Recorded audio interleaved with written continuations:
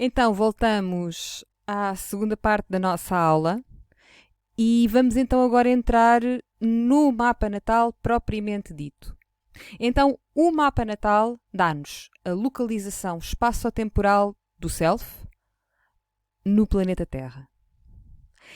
E para nós obtermos um mapa natal, precisamos de alguns dados. Precisamos de saber o onde. Onde é que nascemos? O lugar onde nascemos, onde respiramos na Terra pela primeira vez. A data de nascimento, portanto, a localização temporal do nosso nascimento na roda do ano. E a hora em que nós nascemos, que vai determinar o nosso ascendente e, por consequência, as divisões das casas no mapa. O onde fala-nos então desta localização no espaço e a data e a hora da nossa localização no tempo. E no fundo, dentro da vida cíclica, é com isto que a astrologia trabalha a toda a hora. Onde é que eu estou e em que parte do ciclo é que eu me encontro? Em que parte temporal deste ciclo de evolução, deste ciclo de desenvolvimento é que eu me encontro? E o que é que está para trás? De onde é que eu vim, o que é que eu vivi e o que é que está para a frente? Para onde é que eu vou? Para que fase do ciclo é que eu estou a caminhar? Portanto, nós podemos dizer que o mapa natal representa o nosso mapa, o mapa do self e o mapa que as várias partes do self percorrem para chegarem à unidade, para chegarem à integração entre a sombra e a luz, que nos reflete a totalidade da nossa consciência, do nosso self. Chegamos então agora ao primeiro esqueleto do mapa natal. E o que nós vamos fazer agora é ir desnudando o mapa, não é? Ou seja, ir trabalhando elemento a elemento, colocando o mínimo de informação possível para que nós possamos construir dentro de nós imagens bem claras e bem nítidas de cada uma das fundações do mapa. Para que na altura em que nós começarmos realmente a olhar para mapas, seja bastante claro esta localização espaço-temporal do self ao olhar para uma mandala, ok? Portanto, temos no centro o self. A abordagem que nós fazemos à astrologia é esta abordagem ancestral, portanto, é uma abordagem geocêntrica que nasceu numa altura em que se acreditava que a Terra estava no centro do sistema solar, portanto, e que os astros giravam à volta da Terra. E apesar de a ciência nos dizer que enfim, eventualmente não, a ciência nos dizer que não é? Que é o Sol que está no centro do sistema solar, ainda assim, muitos astrólogos continuam com esta abordagem geocêntrica. Há correntes de astrologia que abordam a astrologia, abordam o mapa a partir desta visão heliocêntrica, mas nós aqui neste contexto, no meu trabalho, eu tenho uma abordagem geocêntrica e quase todos os astrólogos que eu conheço também. E esta abordagem geocêntrica faz sentido porquê? Porque a minha experiência da vida, a experiência do self, está realmente diretamente relacionada com a consciência da Terra, com a consciência de habitar este planeta. E, efetivamente, eu e a Terra eu faço parte da Terra. E o meu corpo mental, o meu corpo emocional, o meu corpo físico, o meu corpo espiritual eles são parte do corpo físico, mental, emocional e espiritual da Terra. Porque os meus ossos são constituídos pelos elementos deste planeta que eu habito. As minhas carnes, o meu corpo, a minha pele, os meus pensamentos, as minhas emoções. Então, esta visão geocêntrica, na verdade, no tempo em que nós vivemos, é uma visão curadora, é uma visão que nos devolve este sentimento de pertença, este lugar do homem face ao planeta que o habita, face a esta terra-mãe. E a partir daí, nós podemos olhar para o nosso eixo vertical, que define na astrologia o meio do céu e o fundo do céu. O meio do céu é aquilo que vocês veem na ilustração como o topo da montanha, o fundo do céu, o ventre da mãe terra, e nós podemos começar a ver que a partir do self, a consciência vai criando raízes, vai criando um lugar de pertença, um lugar através do qual se alimenta desta consciência deste planeta Terra, que é o nosso planeta mãe. Assim como este topo da montanha nos fala daquilo que nós viemos concretizar, daquilo que nós viemos manifestar e dos cumes e dos picos que nós viemos subir para chegar à realização pessoal. E aqui nós podemos dizer que no topo da montanha nós estamos então a erguer os nossos braços para o céu e a trazer, e a trazer para a terra esta energia que vem de cima, que vem do céu e que pode querer dizer coisas muito diferentes para cada um de nós, para cada uma de nós, não vou entrar por aí. Mas é importante ter esta noção de que o self, estando ali onde ele está numa posição onde ele integra estas energias que vêm, portanto, do ventre da Mãe Terra, esta energia que vem das raízes, que vem da memória, que vem daquilo que é escuro, daquilo que é úmido, deste lugar que pode ser mais fértil e mais fecundo, a partir do qual a vida nasce e cresce. E que ele faz esta viagem para o topo da montanha, onde ele vai buscar a luz do sol, onde ele vai buscar a iluminação, a manifestação, a concretização. Portanto, este ventre da Mãe Terra é um lugar feminino, um lugar lunar. Este topo da montanha é um lugar masculino, um lugar solar, e o self está no meio, integrando noite e dia, sombra e luz.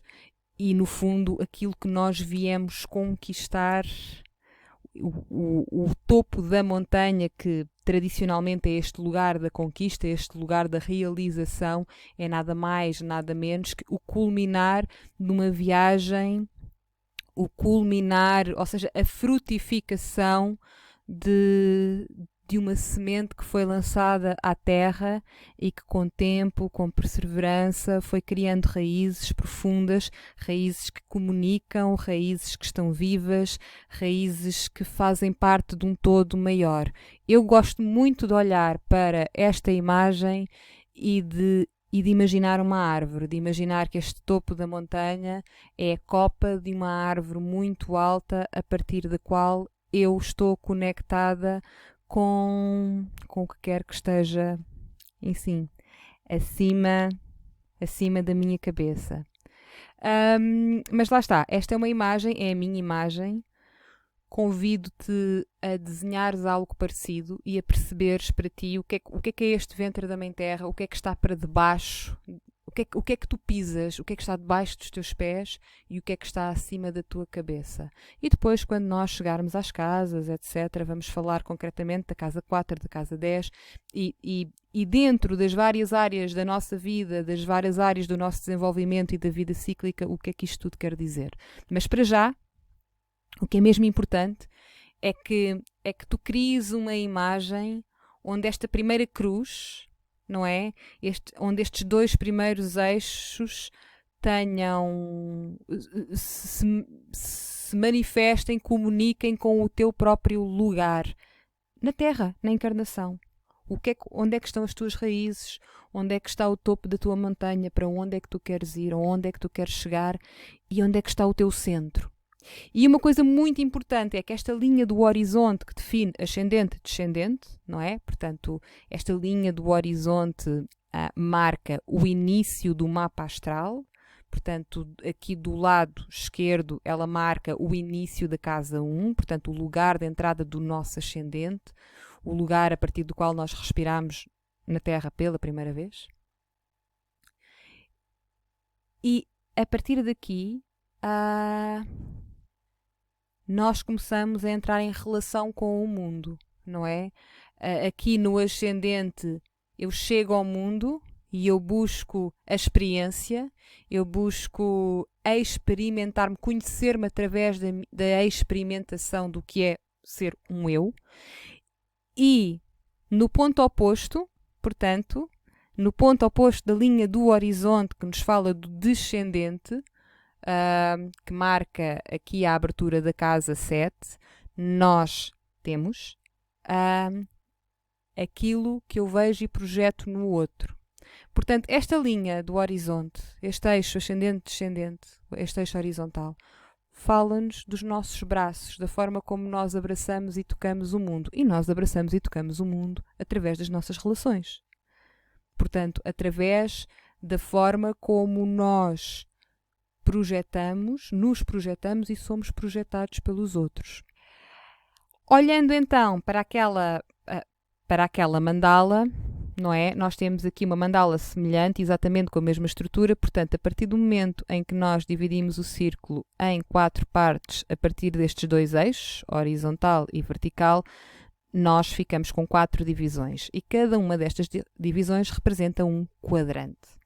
Portanto, o primeiro quadrante representa a primavera. Volto a dizer que esta visão geocêntrica da astrologia, portanto, segue o calendário do hemisfério norte.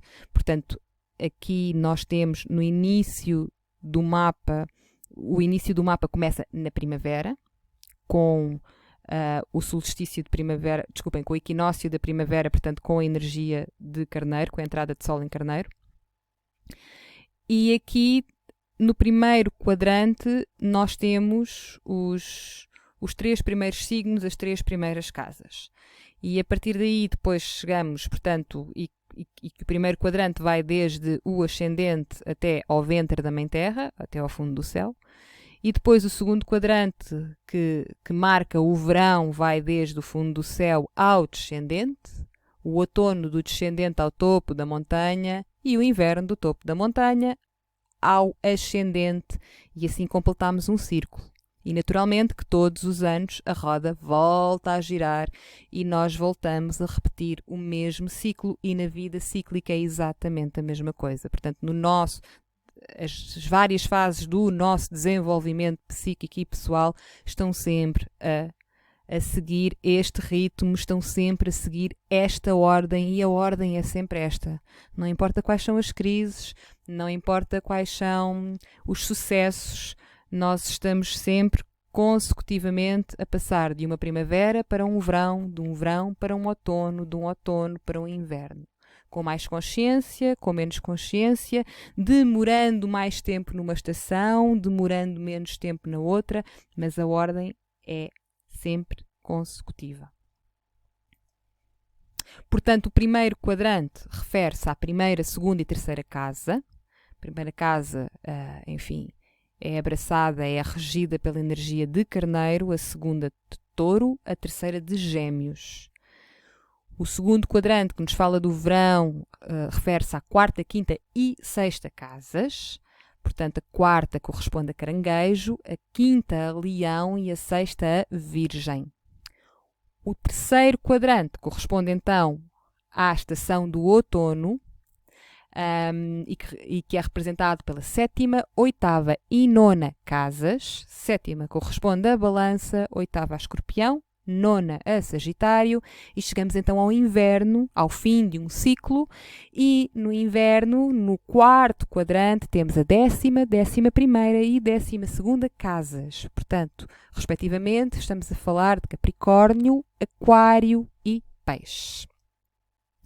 E este ciclo, portanto, começa no primeiro quadrante com uma fase que corresponde à função intuitiva, onde o eu passa a reconhecer-se a partir da experimentação de si mesmo, e ele vai fazendo esta experimentação a partir da primeira, segunda e terceira casa, onde ele é movido por forças instintivas e aquilo que ele busca é a solidez e a estabilidade. Ele busca que as suas necessidades primárias possam ser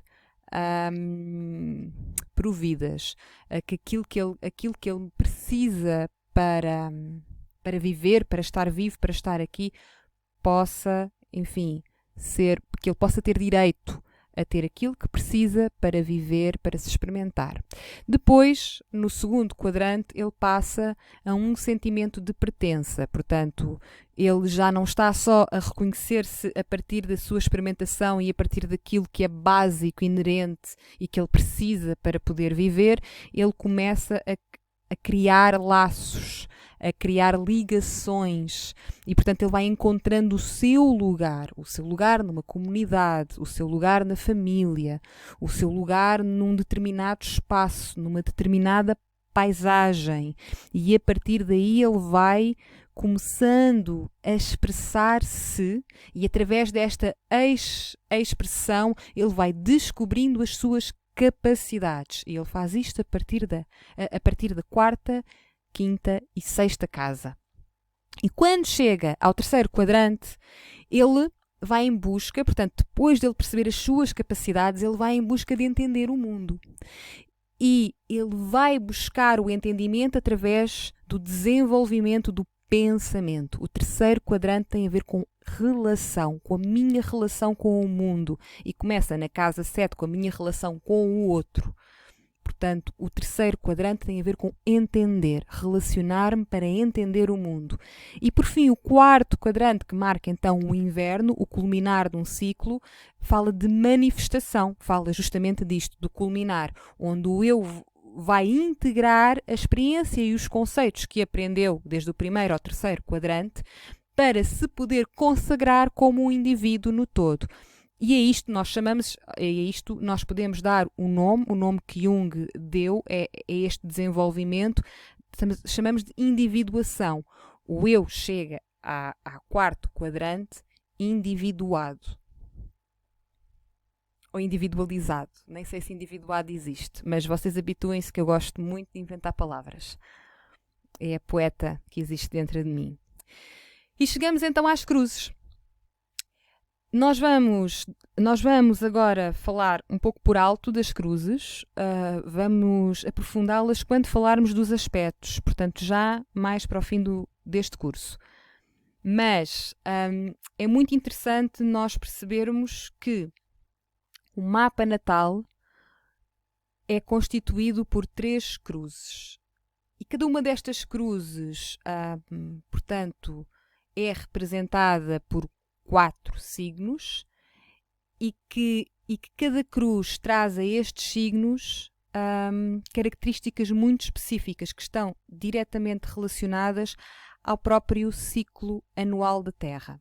Então, a primeira cruz é a cruz cardinal, que nesta ilustração está representada a rosa, e que nos fala dos signos que abrem as estações do ano.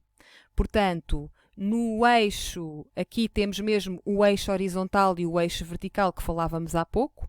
Portanto, o eixo horizontal representa os equinócios, o equinócio da primavera, o equinócio de outono, e depois os solstícios, o eixo vertical, o solstício de verão e o solstício de inverno. E aqui nós temos os signos que abrem cada uma das estações do ano. E estes signos trazem consigo a força do início, a vontade, o propósito, o impulso, a ação. Portanto, os signos são Carneiro, que é quem rege a primeira casa. Depois, Caranguejo, em junho, que rege a quarta casa. Balança, que rege a 7ª casa, e Capricórnio, que rege a 10ª casa. De seguida, nós temos a cruz fixa, que nesta ilustração está representada a verde. E a cruz fixa fala-nos daqueles signos que vão dar estabilidade, que vão ancorar o que quer que os signos cardinais iniciaram. Portanto, nós temos o início da estação, esta vontade, este impulso, e depois nós temos o meio da estação, que é representado pelos signos fixos, que vão ancorar a vontade, que vão ancorar o impulso, vão lhe dar terra, vão lhe dar chão, vão lhe dar estrutura, para que o que quer que seja que nasceu nos signos cardinais possa crescer, possa se desenvolver nesta passagem pelos signos fixos e pelas casas fixas. Então, nós temos a segunda casa, cujo o regente é Touro, e que corresponde ao mês de Abril, na roda do ano. Depois temos no verão, portanto, no verão temos Leão, que corresponde à quinta casa, ao mês de Julho. No outono, Escorpião, oitava casa, Outubro.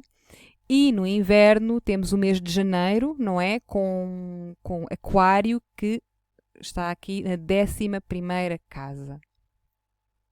E por fim nós temos a cruz que fecha, que marca a transição entre uma estação e outra, a cruz mutável, que aqui está representada a azul. E, portanto, esta cruz marca o fim de um ciclo e o início do próximo ciclo. Portanto, ela fala-nos de síntese, de qualquer coisa que a gente sabe que está a acabar e que precisa de terminar e que precisa de ser enfim, selecionada, que é preciso fazer uma escolha, que é preciso saber o que é que nós temos que deixar morrer e o que é que vai transitar connosco para o ciclo seguinte.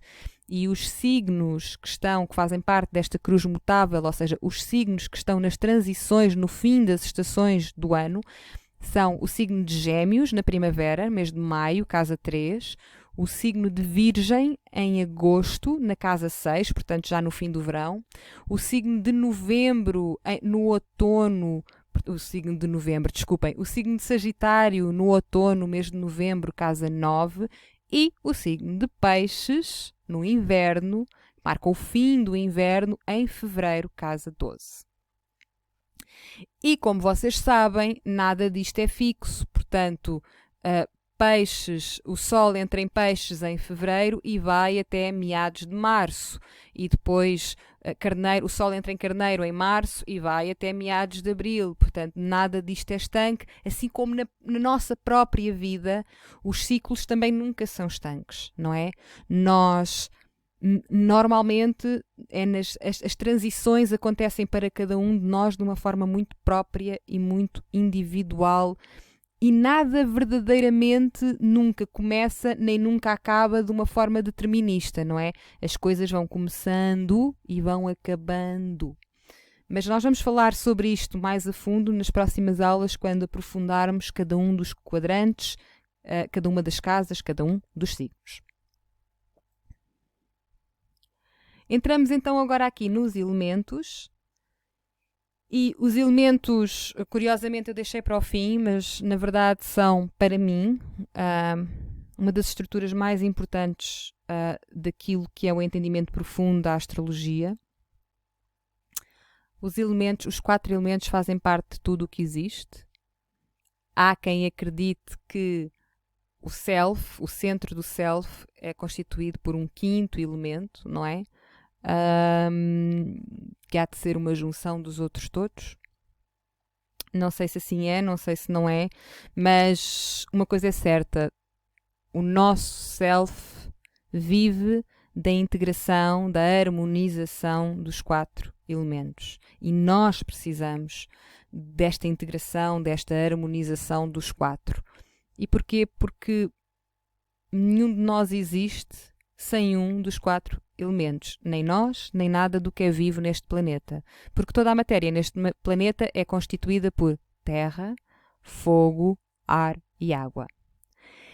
Então, esses elementos, essa matéria base de toda a existência neste planeta está representada no zodíaco através dos signos, das casas e das suas propriedades. Vamos então falar aqui de palavras-chave para cada um dos elementos, voltando a relembrar que nós depois vamos aprofundá-los quando falarmos dos signos e das casas.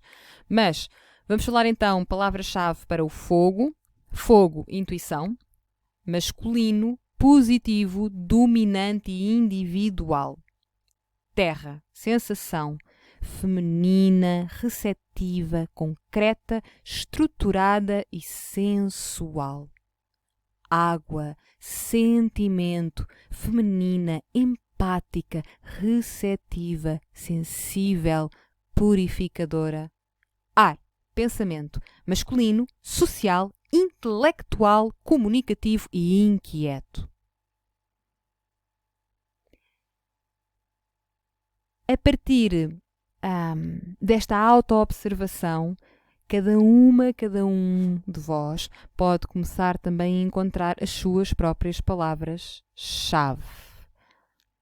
Então, talvez um bom exercício é também vocês tentarem perceber o que é que falta nestas palavras-chave e que palavras poderiam ser mais adequadas do que aquelas que cá estão. Por exemplo, se calhar no fogo faltam aqui palavras que podem, ser ainda mais assertivas a descrever este nosso amigo fogo, amigo para o melhor e para o pior. Mesma coisa com a terra, a mesma coisa com a água. Tentem encontrar a vossa própria definição para cada um dos elementos, porque isso também vai vos dizer em que ponto de relação é que vocês estão com cada um deles. E isso é realmente muito importante. Neste caminho da autoobservação e da autoeducação, saber realmente perceber a nossa ligação íntima e arquetípica com cada um destes elementos é realmente muito importante. Portanto, agora nós vamos entrar mesmo no mapa natal propriamente dito, não é? As minhas ilustrações ficaram para trás.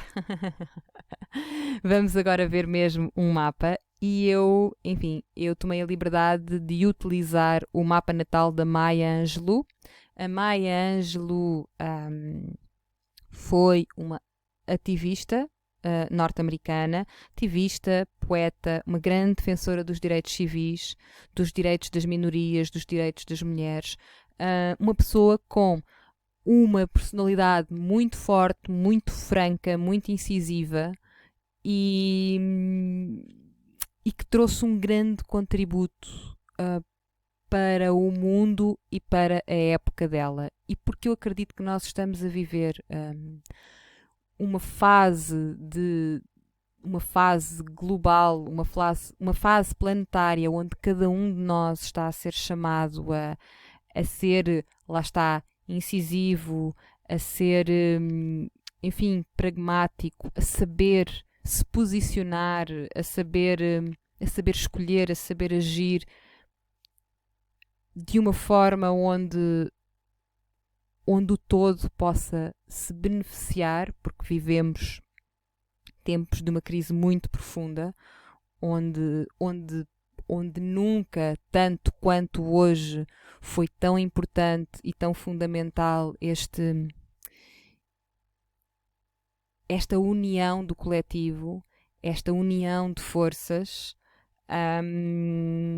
Uma das coisas mais bonitas da crise que nós estamos a viver hoje em dia é o facto de termos a certeza absoluta de que sozinhos não vamos chegar a lado nenhum, precisamos mesmo de nos unir, e a Maya trouxe isso. A Maya trouxe isso com ela, com a sua biografia, com a sua história. Ela soube unir pessoas em prol de uma causa comum, que neste caso foram os direitos humanos. Então escolhia para que também ela nos possa inspirar, a cada um de nós, a sabermos realmente ser esta ponte, ser este lugar a partir do qual uma nova visão, um novo mundo possa nascer. Então vamos lá avançar aqui para o mapa da Maya. Antes disso, não resisti a colocar aqui uma citação da Maya, porque eu acho que tem tudo a ver, é como se fosse o resumo de tudo aquilo que eu falei sobre o mapa natal. Ela diz que uma mulher, e aqui não importa se é mulher, se é homem, portanto, uma mulher, um homem em harmonia com o seu espírito, é como um rio fluindo. Ela vai onde vai, sem pretensão, e chega ao seu destino para ser ela mesma e somente ela mesma. E quando nós falamos de um mapa natal como um mapa para o nosso centro, é justamente isto. É justamente isto que eu quero dizer. Em ir onde temos que ir sem pretensão e chegar onde temos que chegar para sermos apenas e somente nós mesmas, nós mesmos. Portanto, temos aqui o mapa da Maia. Eu vou só chamar a atenção no instante aqui para vocês verem então os dados que falávamos há bocado, a data de nascimento, a hora de nascimento e o lugar, St. Louis, no Missouri. E se vocês olharem aqui para este mapa, vocês vão ver então o eixo horizontal, o eixo vertical e vão ver que, portanto, aqui nós temos a linha do horizonte, este é o lugar dentro do ascendente, portanto o ascendente da Maia é Leão, e aqui nós podemos ver os graus representados, portanto temos aqui os 12 signos do zodíaco e cada signo ocupa no zodíaco 30 graus, o que faz com que o zodíaco tenha 360 graus, logo um mapa natal sendo uma representação do zodíaco tem 360 graus. E vocês aqui podem ver a forma como no mapa da Maia, dado a hora, o local e a data em que ela nasceu, os signos se distribuem pelas casas. Ok? Portanto, vale a pena olhar um bocadinho, depois com calma e ver. Eu gosto muito de olhar para mapas natais e vê-los assim vazios, porque eu acredito que as melhores perguntas são feitas quando estamos vazios, não é? Vazios de estímulos. E, portanto, eu acho que quando eu quero refletir, quando eu quero pensar mais a fundo, quando eu quero realmente fazer boas perguntas, perguntas inteligentes, perguntas profundas, eu tento que o meu campo de visão fique o mais vazio possível. Vamos então aqui avançando e temos agora aqui novamente o mapa da Maia com um bocadinho de mais informação, mas ainda assim bastante vazio, portanto ao longo do curso nós vamos começando a olhar para mapas cada vez com mais informação, mas eu prefiro que vocês comecem a vê-los um pouco mais vazios para se focarem, enfim, apenas na informação sobre a qual nós estamos a falar. Portanto, vocês veem aqui as casas, as divisões das casas, e depois têm novamente os eixos, né? Ascendente, descendente, meio do céu, fundo do céu, e aqui estas gotas, este formato de mapa é muito bonito, tem aqui estas gotas, estas pétalas, e nestas pétalas está a cúspide da casa. A cúspide é a abertura da casa e aqui têm o grau e o signo que abre cada uma das casas. Num mapa astral, um signo ocupa sempre 30 graus. Sempre. Seja carneiro, seja, enfim, touro, seja gêmeos, seja que signo for, ele ocupa sempre 30 graus. E que, na totalidade, aquela mandala vai ter 360 graus. Portanto, 12 vezes 30 vai dar 360. Agora, o tamanho das casas não obedece a nenhum número fixo de graus. Uma casa pode ter vários signos. Uma casa pode ter 30, 35 graus, como pode ter 20, 28 graus. Tanto faz. O que determina o tamanho das casas é mesmo a posição da Terra face, enfim, ao resto do sistema solar no momento em que a pessoa respirou pela primeira vez. E há toda uma série de termos técnicos para explicar isto, mas eu não sou a pessoa mais indicada para explicar o porquê das casas não terem todas o mesmo tamanho. Haverá outras pessoas muito mais qualificadas do que eu. Portanto, chegando ao fim desta aula, aquilo que eu vos peço é que agora, no fim deste vídeo, vocês tragam esta informação toda à vivência. Ok? Portanto, que agarrem nos vossos cadernos, nos lápis de cor, no compasso, algumas das imagens para quem andou a recolher imagens, e que primeiro vocês pensem e sintam qual é que é o mês que para vocês marca o início do ano. Pode ser, de facto, o mês de março, pode ser o mês de janeiro, pode ser outro mês qualquer do ano. É diferente para cada um de nós. Mas cada um de nós, cada uma de nós, tem realmente um mês onde o seu corpo físico, o seu corpo emocional, o seu corpo mental dá um clique, tem um impulso, onde há esta necessidade de trazer algo de novo. Depois eu gostaria imenso que vocês pudessem desenhar um mapa, dividi-lo em 12 partes e atribuir à primeira casa esse mês. Era bom que esse mapa vocês desenhassem um mapa com raízes e com uma montanha ou com a copa de uma árvore, aquilo que vos falar de forma mais íntima, a imagem que for mais íntima para vocês.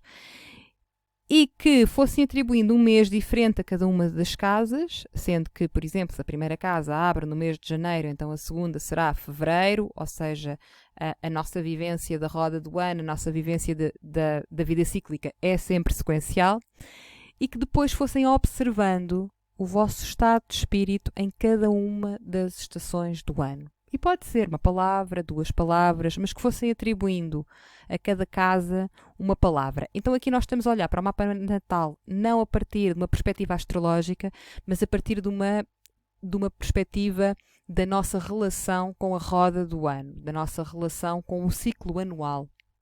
E estamos-nos a posicionar no tempo de acordo com a roda do ano e com a forma como as estações falam intimamente com a nossa experiência emocional. Então, uma palavra para cada uma das casas, para cada um dos meses, e depois, no fim, a proposta é que vocês, junto às raízes, possam refletir um pouco sobre o que é que vos faz sentir enraizadas, enraizados. Não é? É o quê? Que tipo de vivência, que tipo de experiência? É uma paisagem? É um cheiro? É comida? São pessoas? É algum tipo de ação específico? É algum lugar específico? O que é que vos faz sentir enraizados? O que é que vos faz sentir enraizadas? E lá em cima, ao topo da montanha, também pensar e refletir e escrever sobre o que é que vos faz sentir reconhecidas, reconhecidos, bem-sucedidas, bem-sucedidos. O que é para vocês este conceito, esta noção de sucesso? E o que é que vocês estão a almejar neste momento? Qual é que é o cume, qual é que é o pico que vocês estão a querer escalar? E a partir daí olhem para o eixo vertical. Podem fazer esta reflexão de como é que estas raízes, este lugar onde vocês se sentem enraizados, está ou não a alimentar este pico, este cume, este topo da montanha. Esta é a reflexão desta aula. Para esta aula. O Dan Rudyard, que é assim, eu falei dele, né, na bibliografia, alguém de quem eu gosto mesmo muito e uma grande inspiração, diz que a astrologia pode ser definida como uma técnica para o estudo dos ciclos da vida. E é mesmo esta a proposta para este trabalho, é esta a minha proposta profissional com a astrologia, e eu espero que este seja o primeiro de muitos encontros de vocês com o vosso ritmo, a vossa dança nestes ciclos da vida, da morte e da vida. Muito obrigada pela vossa confiança, pela vossa companhia neste caminho até ao centro. Obrigada.